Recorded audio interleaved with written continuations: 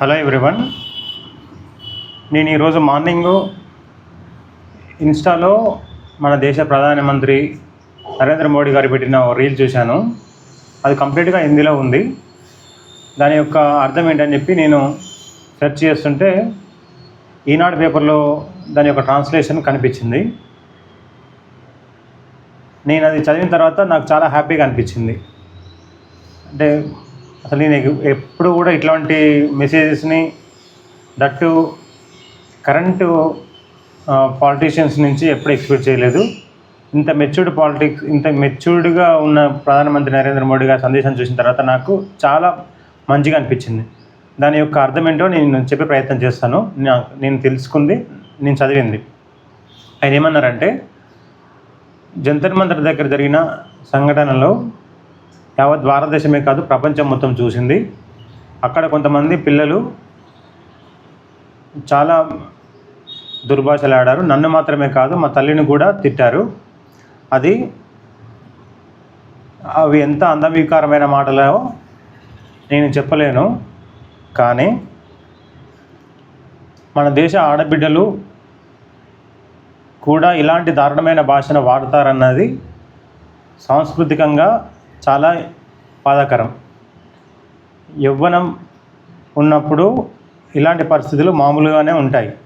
అందుకే నేను సమాజంలోని కోపాన్ని అర్థం చేసుకున్నాను. సమస్య నాకు అర్థమైంది.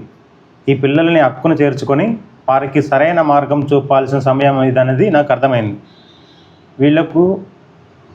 వీళ్ళు తోవతప్పిన పిల్లలు. వాళ్లకు సరైన మార్గం చూపించడం అవసరం, మన ధర్మం. వాళ్ళని శిక్షించడం ద్వారా లేదా కోర్టుల చుట్టూ తిప్పడం ద్వారా, వేధింపులకు గురి చేయడం ద్వారా వారలా మాట్లాడడానికి దారితీసిన పరిస్థితులను మార్చలేము. నేను వాళ్ళని క్షమిస్తున్నా. సమాజం కూడా నా ఈ అభ్యర్థనను మన్నించాలి. ఎందుకంటే నా మనసులో ఒకే ఆలోచన మెదులుతుంది. కొన్నిసార్లు మన పళ్ళ మధ్యన నాలుక చిక్కుకుపోయి రక్తం కారుతుంది. అటువంటి సందర్భాల్లో పనులు మనవే, నాలుక మనదే. పిల్లలు కూడా మన వాళ్ళే. వాళ్ళకు సరైన మార్గం చూపడం మన విధి. దేశం అభివృద్ధి పదంలో నడుస్తుంది. ఆ ప్రయాణంలో యువత భాగం కావాలి. దూషించడం వల్ల సమస్యల పరిష్కారం కావు. నేను మీకోసమే జీవిస్తున్నా, మీ ఉజ్వల భవిష్యత్తు కోసం పనిచేస్తున్నా అని నరేంద్ర మోడీ గారు ఇచ్చిన సందేశం, చెప్పిన మాటలు ఏవైతే ఉన్నాయో నాకు చాలా ఇంప్రెసివ్గా అనిపించినాయి. అంటే జనాలు పలుచబట్టుకోవడంలో మోడీ తర్వాతనే ఎవరైనా, అది వేరే విషయం. కానీ ఆ స్థాయిలో ఉండి ఇలా మాట్లాడడం అనేది మనం ఎప్పుడు చూసి ఉండం, ప్రీవియస్గా కానీ ఎప్పుడు కానీ. ఎంతోమంది ఎన్నో ఉద్యమాలు అయి ఉంటాయి, ఎన్నో నిరాహార దీక్షలు అయి ఉంటాయి, ఎంతోమంది చనిపోయి ఉంటారు.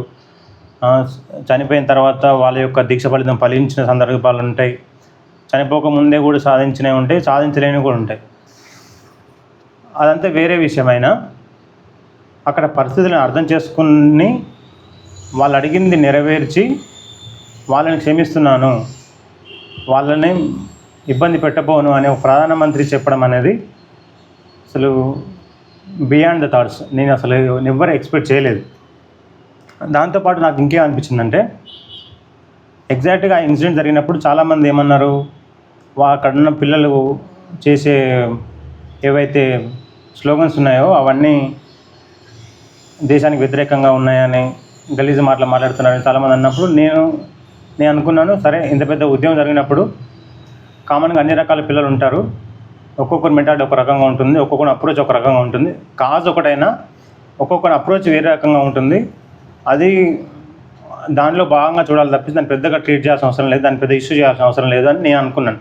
ఎగ్జాక్ట్ నాతో ఎవరంటే కూడా నేను అదే అన్నాను. మనం రోజువారీ జీవితంలో మన ఇంట్లోనే ఒక్కొక్కసారి పరిస్థితి బాగాలేనప్పుడు మన అమ్మ నాన్న మీద కోపడతాం, మన అన్నతమ్ముల మీద కోపడతాం, మన అక్క చెల్లెల మీద కోపడతాం.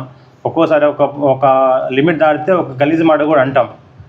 అది తప్పని మనకు తెలిసినా కూడా ఆ సమయంలో అలా వచ్చేస్తుంది. ఎందుకంటే అప్పుడున్న సిచ్యువేషన్ అలాంటిది కాబట్టి అలా అర్థం చేసుకోవాలి. కానీ తప్పిస్తే అట్లా మనం అన్న తర్వాత కూడా మన పేరెంట్స్ మనల్ని ఓన్ చేసుకోకుండా దూరం పెట్టి ఏముండరు, మన అనుకున్న వాళ్ళని మన దూరం ఏం పెట్టరు. ఎగ్జాక్ట్ సేమ్ ఇక్కడ అదే జరిగింది. అక్కడ ఉన్న పిల్లలని ఎగ్జాక్ట్గా అర్థం చేసుకొని వాళ్ళని క్షమిస్తున్నా అనడం సూపర్. అసలు నాకు ఇంకో క్లారిటీ ఏమొచ్చేదని అనిపిస్తుందంటే, అక్కడ ఉన్న పిల్లల్ని చాలామందిని విచ్చలవిడిగా కొట్టిండ్రు. మనం ఎన్నో వీడియోస్ చూసినాం. రక్తాలు వచ్చేటట్టు కొట్టిండ్రు, వాళ్ళని రకరకాలుగా పెల్లెట్స్ పెట్టి, కర్రలు పెట్టి బాధించారు కదా.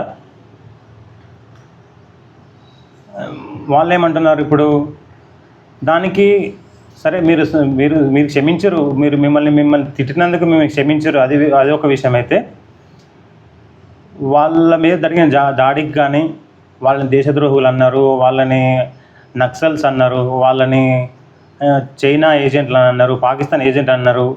వీటన్నిటికీ వాళ్ళు కూడా ఏదో సమాధానం కోరుకొని ఉంటారు కదా. వాళ్ళకి ఎవరు సమాధానం చెప్పాలో, ఎవరు చెప్తే బాగుంటుందో కూడా చెప్పి ఉంటే ఇంకా అసలు వేరే లెవెల్ ఉండేది అని నాకు పర్సనల్గా అనిపించింది.